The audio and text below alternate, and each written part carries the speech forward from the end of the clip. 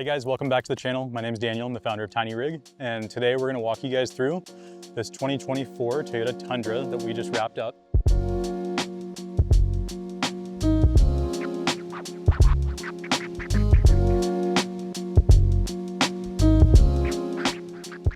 Really big build. This actually might be one of our biggest builds that we've ever done, period, but I think specifically for Alu-Cab, it's the biggest build we've done so far. So lots to cover in this video. What I do want to point out is a little bit of the story of the customer, kind of how that happened, and hopefully it gives you guys some context if you're shopping and trying to plan. So Andre is the owner, retired veteran, believe he's around 36, 37 years old, saved some money, made some smart financial moves, so that's how he's affording the truck. But really, really good dude and really excited to take his family out. And that was kind of the whole purpose of this build. Like me, I've got a 2-year-old daughter. He's got a daughter about 6 months apart from mine. And we're kind of in that similar season in life. And he's wanted to build a truck with us for a really long time. Missed a couple appointments because life's crazy for him. And showed up one day, left the keys and said, we're gonna do a crazy build. I know exactly what I want. And so that's kind of how it started. He did that about November of last year. Took advantage of a ton of Black Friday sales, saved a lot of money on it. All the armor, camper, accessories, like everything was on sale when he booked the build, so took advantage of it. But what we did was a complete vehicle overhaul for him. I mean, paint protection film we took care of for him. We did a satin paint protection film on it, black hood stamp, black pillars, black mirrors, wheels, tires, suspension, we did it all. So let's jump into it. We're gonna do this one a little bit different. We are going to cover kind of like segments at a time versus working through front to back of the vehicle. Looking forward to this one. All right, so we did a lot, but we're gonna start with, I'm gonna call it like the low-hanging fruit, the less exciting stuff, but the items that might appeal to everyone. So swap the grill for a grill that's got some Raptor lights in there. We made a custom sleeve harness for that, tied it to the Garmin power switch. The same switch connection is what's tied to all the backlighting. So when he turns his backlighting on, he gets the Raptor lights on there. We've also got Alpha Rex headlights here. Those are wrapped in a paint protection film from the same company who wrapped the entire vehicle. And then we've got tail lights for it as well. Same Alpha Rex ones, smoked out. They look fantastic. While we got those headlights wrapped, we also did the entire vehicle and paint protection film. So black hood stamp, black pillars, black mirrors. And basically Andre just said, like, I'm doing this massive build. I want to make sure everything is super well protected and also give it a rad look. So I think we talked some different colors, but the satin always looks really, really good. Yeah, love it, high quality. Also did tint on it, so nano ceramic tint. Yeah, they did a fantastic job on the tint and whatnot. It's the same shop we always use for the other vehicles that we wrap, including our own. Same guy who painted my fiberglass back in the day. It's a shop's called Elevance Inc. It's in Hawaiian Gardens. The owner is an epic human and does great work. Also really good prices. He's usually cheaper than everyone else. All right, so diving into the armor on this one. CBI all around. We've got front bumper packed with a bunch of lights. I'll even go just lighting in that front bumper section. S8 20-inch up top in clear in a combo pattern. S8 30-inch below that, also in a combo pattern. We've got a really nice worn 12K synthetic winch in there, factor 55 hook on there, just keeping everything super clean. Also very safe on that factor 55 hook. Put a soft shackle through that and it tucks away nice, protects your winch line, nothing's exposed. Back to the armor, we've got CBI skids. We've got lower control arm skids. We've got the front skid plate. Basically their full line of skids are on this vehicle. They're all in aluminum, providing just, again, like it's reassurance, right? When you have a vehicle this big, this long, you're taking your family out, even if you're not gonna be doing rock crawling, which is what we often hear from customers, is I'm not gonna rock crawl. It's a level of confidence that's gained in your trip by having that full protection, right? You can drive over the bushes that are small on trails that haven't been driven on in a long period of time without having any concerns of anything being poked, damaged. It's also a warning signal, right? If you do find yourself in a situation that you're nervous about, you have the confidence of what's under your truck being protected, and you get that warning sound, right? You hear the aluminum dragging, and that's your sign to either back up or stack a rock or something, re-navigate, reset. Aluminum skids aren't for rock crawling. They're simply for peace of mind. And keep that in mind as we go through this build, right? It is, a lot of people could say it's overkill, right? I think part of this build is built just for the fun of building things, being into cars, having a passion for it and liking nice things. And so you'll kind of just see that theme reoccurring here. Sliders, so CBI sliders. And again, because of the length of this truck and what's offered for a vehicle this length, you've got that funky section on the back, which this is something that Andre and I talked about. When he saw him, he didn't love it. Had us double check to make sure that we ordered the right one. We did. This is just one of the shortcomings that come along with having a vehicle that isn't necessarily as popular for off-roading, right? These companies sell a lot more sliders in the size of the slider that it is than the long bed full width door option. But still going to provide really good protection and also acts as a nice step. Moving around to the rear. So CBI rear bumper. Now, this is something that we run into quite a bit. The newer vehicles get, the more technology they put into the vehicle, right? So you got blind spot monitors, you got backup sensors, and a lot of manufacturers are putting the provisions in place to allow you to move those things over. Although, it's pretty inconsistent when we find that they work. Sometimes they do, sometimes they don't. What I want to caution folks with is typically with the height of the truck changing and other variables of it changing, they're never going to be as accurate as they are stock, even when they do work. We looked into this quite a bit when we were building other vehicles with flatbeds. A lot of those sensors require reprogramming or recalibration, we'll call it. And so I would say if you're building a truck like this with the expectations of swapping all the armor, keep the expectations of those things not working, but try to retain cameras the best you can for visibility. While we're on the back, let's look at the tire carrier. So we actually have more accessories for this coming. We've got a big table for it, some fuel holders, and this is a tire carrier that is really well built for off-road. It's a 35-inch tire, which I would prefer to put on the door. That was my preference. But Andre had the idea of putting the tire on here, having the table, having some extra space, right? And I actually added the Ultra Swing to my shop Ram. And I did find that the table with this table was kind of nice, especially if you've got a lot of people with you. The more surfaces, the better, right? So more accessories coming. He'll be able to put his bikes on the back. About as good as you can get for a tire carrier. All right, so let's go back to lighting, right? We covered it with the front bumper portion. We'll talk about kind of like the lighting system. So we've got two Garmin power switches under the hood, which I'll pop the hood so we can look at those together. And with this vehicle being a hybrid, we had to run a power relocation kit, which is also something that you should keep in mind if you're adding a winch.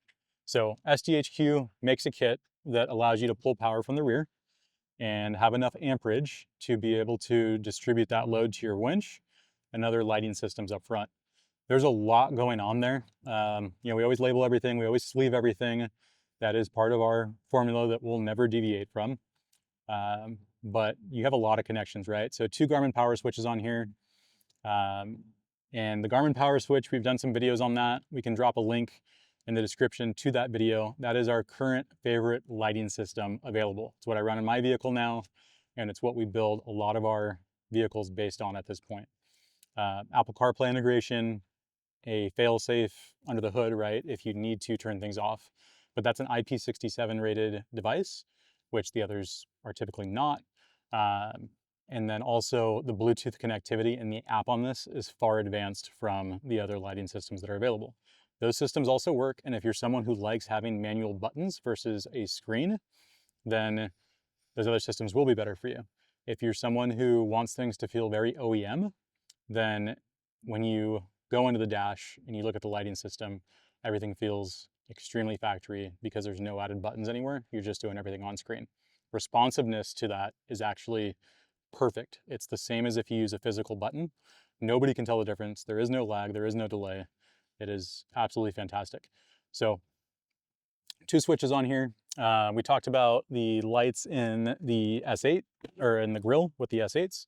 We've also got some fogs down here. These are some Squadrons, some are S2s. Again, because this vehicle has so much light, we stuck to a combo pattern in most cases for everything. We also have a little bit of a flood pattern. And then as we move towards the roof rack up there, we have a combination of flood, combo, and spot. Those 4 center clear lights are spot, right? And the idea behind that is it's gonna shoot out really far in front of you. And if you're someone who prefers all amber lighting, like there's plenty of lights on this vehicle to have plenty of light where you don't need to feel like you have that clear light. But you can put lens covers on those, right? So those are XL Sports. All of that wiring is secured with a Blaze harness. We do a lot of work with Mitch at Blaze. He is one of the only wiring guys that does stuff like we do. So it's really cool to be able to use him as a resource to build some custom harnesses when we're really booked up. Everything he does is high quality, extremely knowledgeable person. We're running it with the Baja wire header over here. And if you think about the amount of lights that are up there and the fact that that's the only wiring that's coming down on the hood, it's actually really impressive and really well done. We also have rock lights. So KC Cyclones are the go-to rock lights that we prefer using. That's because they're extremely durable. We've never ever had a KC light fail. I've jumped the truck, had the tire smash on them, no issues whatsoever. So clear light dead center, clear light in the rear wheel well, and then all of those lights, which you won't be able to see because it's too bright out, are tied to the dome lights in the vehicle. So as you open your doors, everything gets lit up. Really convenient at camp when you need to check something inside the car, or when you unlock the vehicle, those rock lights will turn on and give you some extra light. We've also got kind of a little secret recipe that we love doing that Brian Fulton from Goose Gear showed me on his vehicle, and I fell in love with it. So we've got 2 more camp lights. Those are red KC Cyclones that get mounted below the back of the vehicle, and it illuminates this section on the ground, giving you bug-free ambient light. I like running it if I'm on a trail or camping fairly close to a trail. I'll run those lights all night just so that someone can see them. You know, nobody tries to camp there. It just makes me feel a little more comfortable at night. Scene lighting. So lots of scene lighting on this camper. Angled flush mount. And this is the flood pattern clear with an amber lens cover. We typically like to do that just to give the customer options. And that is tied to the Redarc system inside the vehicle. So all the camper lights, including those red Cyclones in back, are going to be on the Red Vision system that's inside and controlled from inside the camper or your smartphone. Back here, we've got some S2s. So those are going to be dust lights, chase lights, camp lights. And those, again, are all wired into the camper super cleanly. Waterproof glands, making sure that any holes we drilled in are sealed, right? Just an extraordinary attention to detail that we always try to do. The rear bumper has some S2 diffused flush mounts. Those are tied to his Garmin. Those can also be used as dust lights with the Garmin. You can throw them on strobe or momentary, but that's going to provide solid backup light as well as dust light that's below eye level, which is also nice to have. Sometimes the ones up top end up blinding the driver behind you. All right, so one of the things that we are most impressed about this vehicle with is the suspension setup on it. So we had King make some custom 3.0 IBP shocks. Those are tuned for additional weight, and King absolutely nailed it. This is a vehicle that we've driven to the alignment shop, driven to film and record a couple times, test drives, and I actually picked up a customer who was debating getting a different vehicle. She has a Chevy truck that she ended up trading in and buying a new Tundra so that we could put the exact same suspension on it because it drives absolutely perfect. The stance of it right now, we have very little preload on it. We're kind of waiting to see, once it's all loaded, what needs to be tweaked and adjusted. But the ride quality of this is absolutely unbelievable. So again, 3.0 IVP and some custom colors. So the red that we did matches the Camberg billet upper control arms. That was an upper control arm that Andre had chosen. Can't say a single bad thing about it. Just beautifully designed, super functional, and I think the color works really well with it. In the rear, we've got the 3.0 IBPs again with adjusters and Dobinson rear coils. That is Dobinson's highest capacity coil. However, I think with the weight, the length, the tire carrier that's on the back, and the added weight that we're putting on there, we're gonna probably wanna find something else or supplement it a little bit with airbags when he's fully loaded up. Typically, I don't like to do airbags, but I think it does make sense, especially given how freaking good the ride is right now.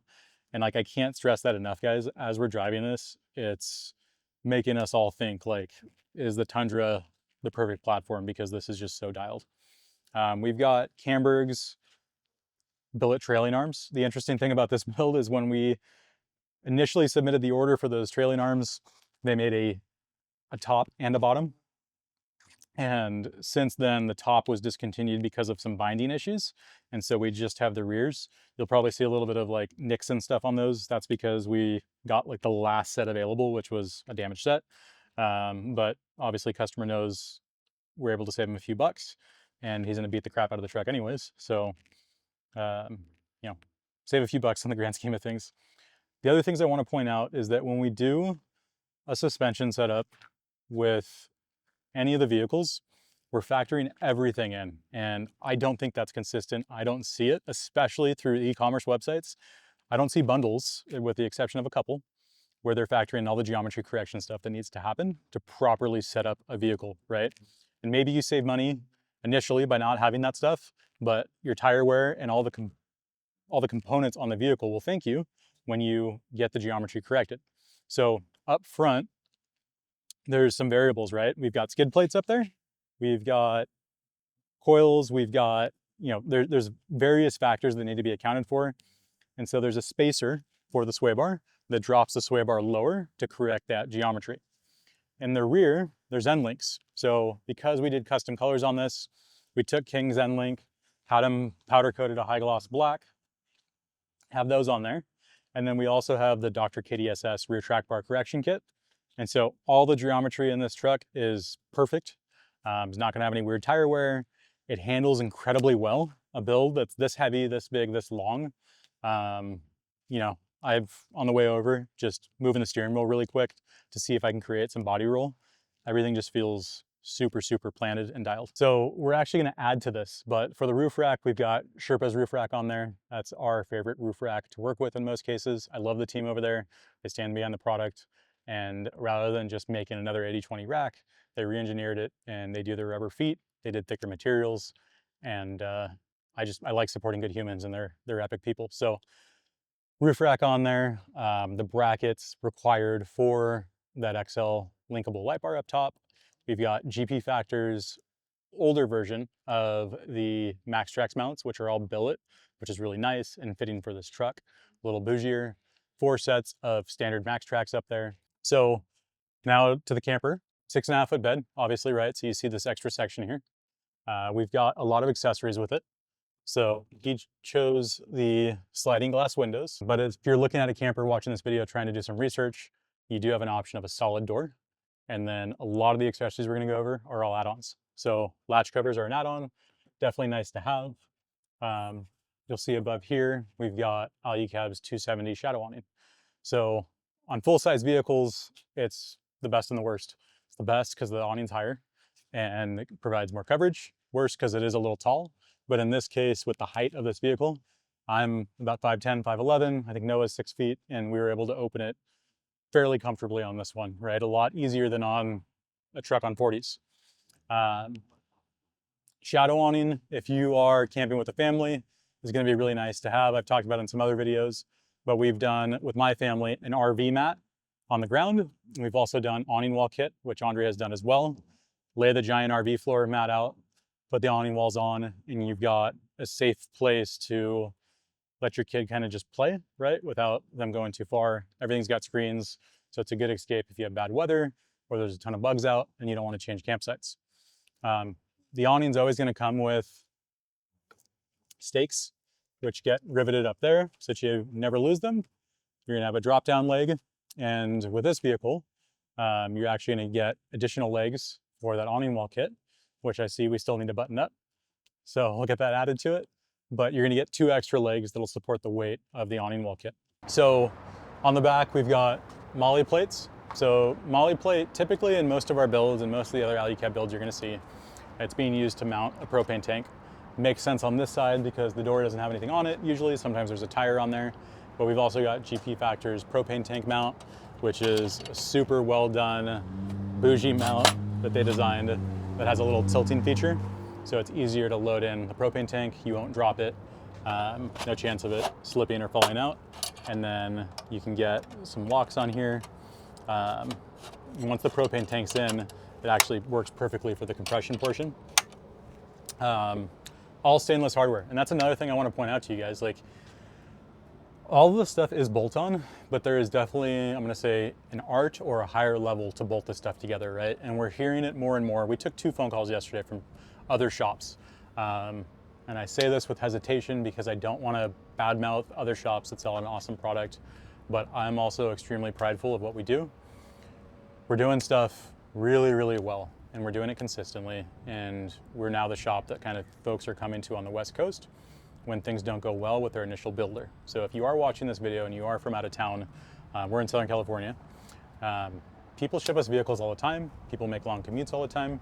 We're gonna do things really well. So you do need to drill holes into the molly plate.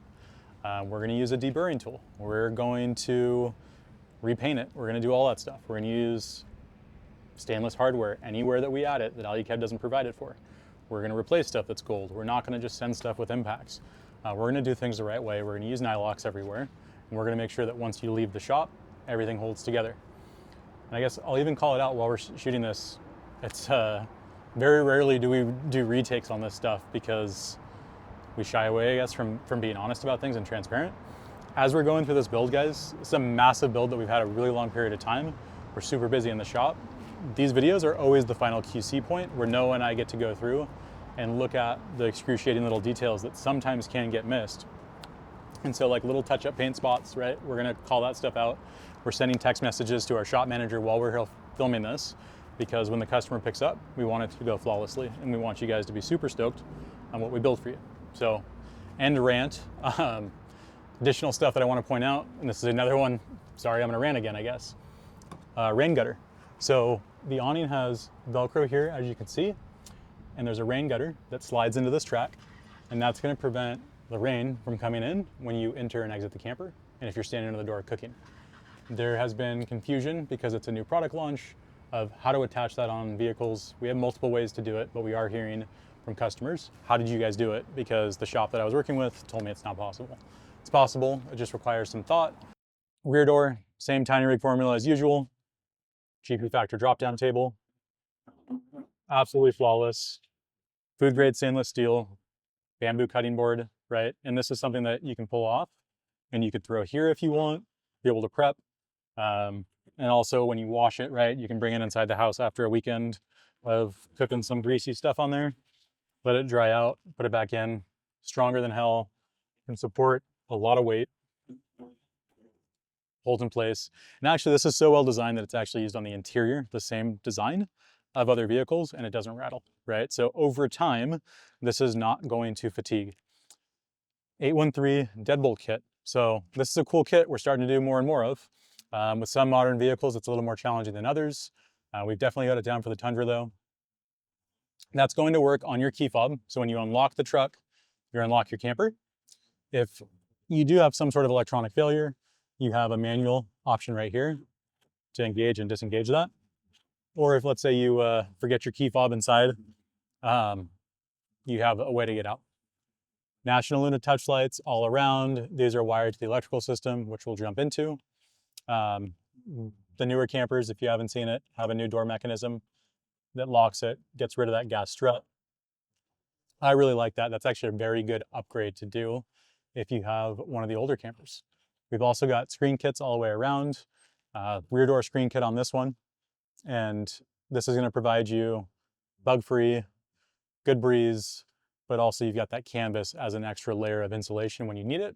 Or if you simply want to change but leave your door open, drop the canvas real quick, drop your pants, do your changing, and you're good to go. That one got Noah. Two-stage propane regulator here. That's going to go to the propane tank, which the customer already has, which is why you don't see it in there. I'll close this so you guys can get a shot of the other molly plate. Now, with no tire on the door, you actually have the ability to add some other stuff there. You could put a Rotopax there. I find that space the best for a trash bag. I personally don't like using necessarily the tire carrier trash bags that are out.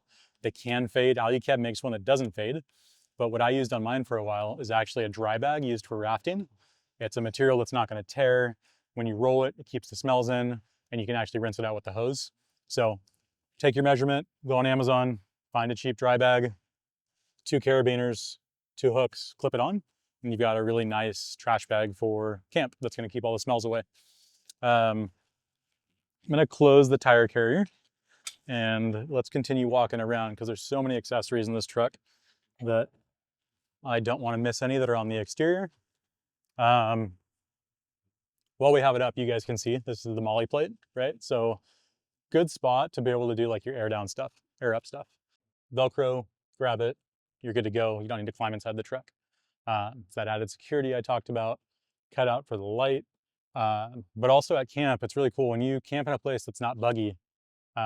These lights become actually fantastic camp lights. You can angle them out, dim them, change them from red to white. It's one of my favorite things about having these National Lunas is how bright they get and the ability to change them. One thing we'll point out that I think we'll get asked about is a shower cube. And this is an item that we went back and forth on this build, as well as the Alu-Cab table. So this was probably one of the first family sleepers that were ordered for us. I think it was number 2. And so at that time, there was no solution for a shower cube. Since then, there is a shower cube mount that occupies the internal space over here. Not my cup of tea. It is a good solution if you want a shower cube. We also looked at an option to mount the shower cube on a swing out over here. What we ultimately decided was that the privacy tent is the best option for this customer, or using the awning wall kit that he has if he needs. Water tank. So we'll point this out because it's right here. Alu-Cab molly plates, Alu-Cab water tank. 13-gallon water tank, baffled, stainless hardware, breather. This is the fill right here. It's gravity fed off the back of the camper over there. Now this is something that, again, because we do so many campers and because we've got the relationship that we have with Goose Gear, we know the nuance to getting some of this stuff done. So the water tank is oftentimes, the molly plates are oftentimes not compatible with Goose Gear systems. And so sometimes we need to modify them and trim and shorten things up to make things work. So something to keep an eye on if you're working with another dealer is making sure that all of these parts are compatible together ahead of time. Up top on that roof rack, you'll see on this side, I'll point it out since we're over here. We've got Trail Rax's single tool mount mounted to the Sherpa rack. And we've got a GP Factor 1-piece shovel mounted to that in black. So again, I guess highlighting attention to detail that you will find with our shop is the advanced seal. So I'm gonna say it, we invented it. And I'm laughing as I say it because it feels really cheesy to say, but literally we invented that. And it's done some awesome things, right? It's kept campers from leaking. It gives you a more sealed environment. But what it has also done is set expectations with customers who are going to every Alu-Cab dealer, expecting things to be done to the same standard, right? And I do think because Alu-Cab is such a focus of ours and the advanced seal is something we take so much pride in, it's different. And it's different because of the experience we have with it, being able to repeat things. I think every shop person who's watching this knows that they are better at the things that they get to do consistently. We are consistently doing these advanced seals, and several members of our team are trained on it, but we typically have one go-to person for it. So Richie crushes this. A lot of prep work goes involved with it. It's not simply taking Sikaflex and running your finger down the side. There is an art to it, genuinely. It sounds cheesy, but it's true. And I got Noah laughing behind the camera as I'm saying this, but we seal in every single seam that we can, guys. And again, take a lot of pride in it. It makes customer expectations very, very high. And if you do ever leave our shop and you do have leaks, we will always do the best we can to have you back and prevent those things from leaking. It does happen from time to time. These beds are not steel, especially on the Toyotas, right? They're composite. They flex, they move. And also manufacturers add holes that we don't know about. But we usually are pulling the mounting rails off. We're pulling bed caps off. We're sealing every single thing we can. We're pulling it outside, or we're light leak testing it. And we're making sure that when it leaves, it's leaving watertight. I have no idea if our microphones are good enough to not pick up the 2 bikes that went by, but yeah, just again, super proud of the work that we're doing. And I do hope you guys come to the shop, check stuff out in person, see it for yourself.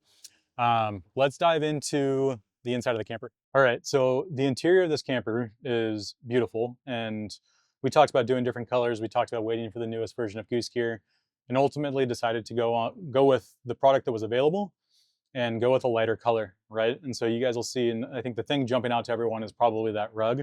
So that rug is made by a company called Inhabit. They do van floor covers similar to this. We send them precise measurements and they cut it out. And in this case, it looks beautiful, right? And the photos that we've posted of this truck and the people who have opened the back door and seen this are all wowed by it. You'll also be wowed by the price. It is not cheap. It is more expensive than the rug probably in your house, but you can take it out, you can pressure wash it, you can clean it. But it does, in this nice of a truck, it just fits, right? Color's beautiful, works with the gray really well, works with the stainless fridge. So big fans. And then we've also got obviously that Goose Gear interior. So double drawer module on this side. And this is the standard setup that we typically run. So really nice drawers that, again, I always tell people it's probably nicer than the drawer in your house. Everything's all dovetailed really nice, edge banding on it, really good high quality wood, and very, very strong AccuRide drawer guides. You've got a deeper one down here and a shallower one up here. This is a really good drawer for cutlery and maybe some spices and whatnot, which also we like to do on the rear door. But as you can just saw, like I really pulled this one open. The guides are rated for a ton of weight. As you add weight to them, they actually start to function better. So really nice, high quality stuff from Goose Gear. As always, never warranty issues ever.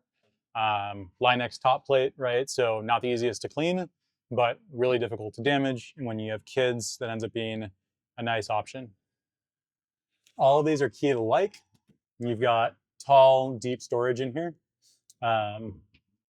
Again, this is something that's super proven with the builds we do and the amount of Goose Gear we sell. So it's just a formula we stick to.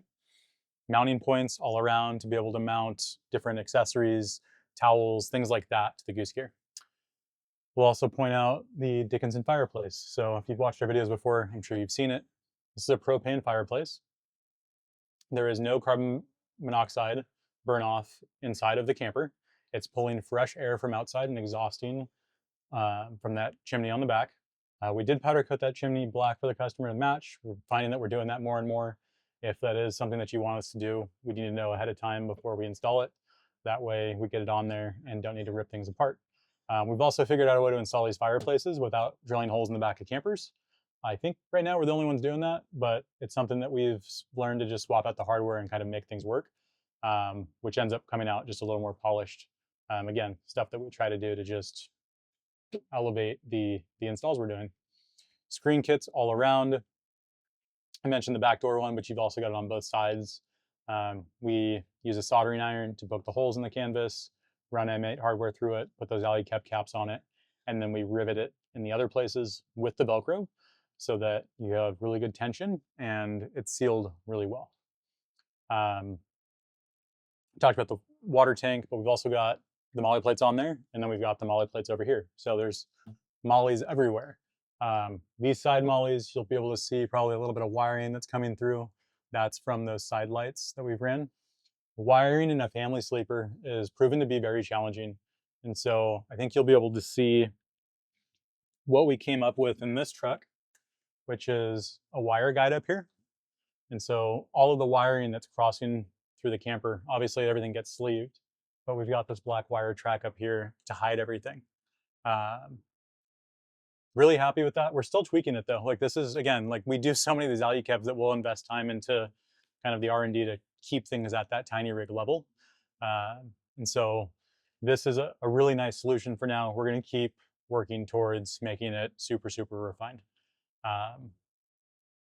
Stainless steel propane lines we've now swapped to. So in the past, we were doing some like custom length propane hoses that we were having made for us for each camper and bed length. We've actually settled on some nice stainless ones that again, we just think is a little bit nicer. Bulkhead panel over there behind the fridge. So we have the Goose Gear bulkhead panel, and that's separating the batteries. And let's dive into electrical now. So in this case, right, we've got a Family sleeper.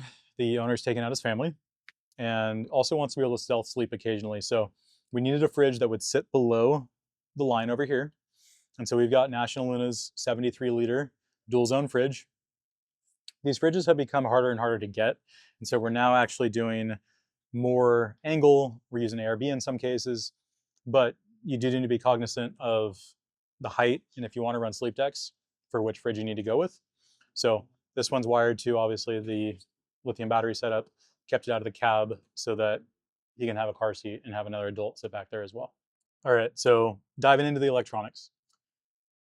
This is GP Factor's full alpha red vision monster of a board that is so well engineered and so cool that it fits into that small space. It's pretty wild. So let me run through components and kind of how we have it set up. For battery power, behind the bulkhead panel, we have 2 of Redarc's Alpha 150 batteries. So combined 300 amp hours of battery power.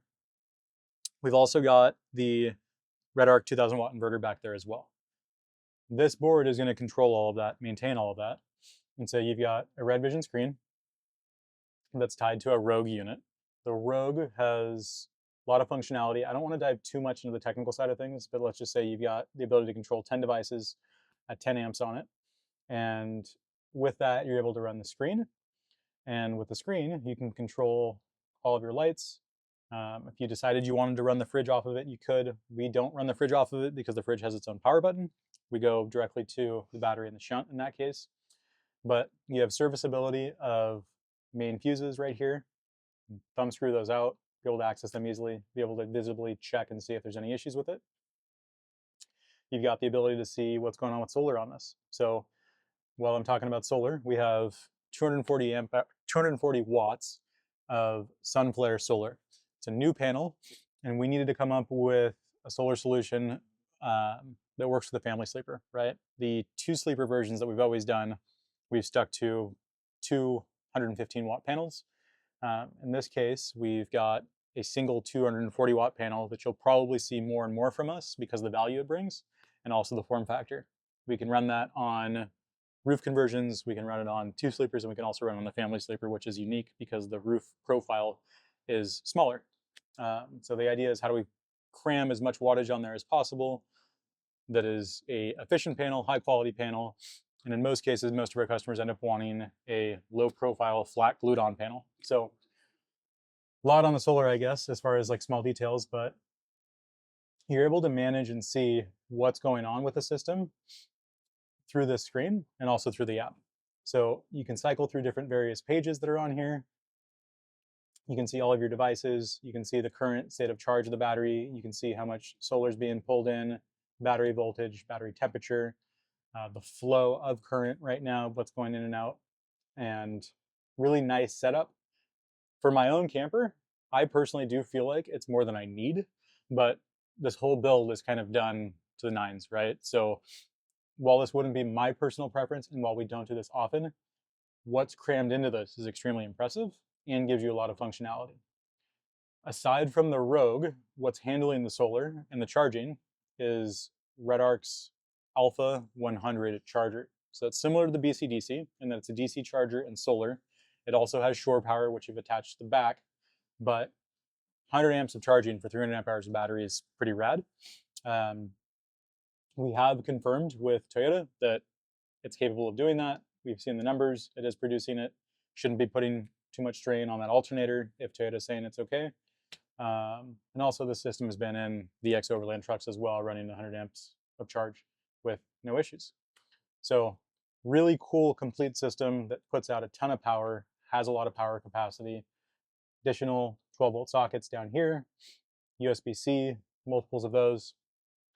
And then throughout the camper in the sleeping area, you've got USB ports and additional lights with National Luna all wired to this. And then I mentioned previously, those camp lights in the back are all wired to the Red Vision setup. All right, so now family sleeper, sleeping area, it's kind of the big thing, right? We are parked in Huntington Beach at the city beach, and we've had multiple people come up to us. One of them referred to me as the tiny camper guy, which made my day, but he considered an Alu-Cab in the past and doesn't like wedge campers. And so he settled on a 4-wheel camper, but after talking to us about this, he might go buy a Tundra and have us put a family sleeper on it because there's so much space in here. So what I'm gonna do is try to give you guys an idea. So I'm right between 5'10", 5'11", like 230 pounds, and I can sleep sideways up here, right? And you guys see, like, I'm just using this small portion. The rest of the bed is open, and you can close it all and be able to sleep at least 3 more adults without touching each other, um, which is pretty awesome. But this actually, we haven't filmed a 4-sleeper video in a minute, and sitting in here today and opening things up actually got me really excited to take my family out camping. There's another video on the channel where I've got my wife and daughter with me, and I mentioned Andre has a daughter also, like pretty close in age to my daughter, and with this being what I do and me starting this business out of passion and kind of loving the Alu-Cab products, it was rad to open this up and see how much space it is, and it made me want to get my family out camping. It made me want to finish our truck, which is never finished because it's a shop demo and we take it apart and put it back together a million times.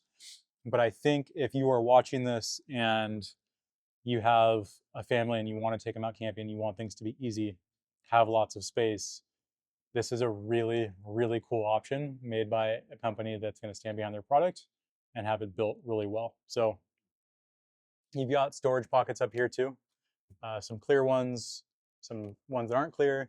Great place to be able to put, like, I'm going to probably put a noise machine in one of them for my daughter. Car keys usually go in it.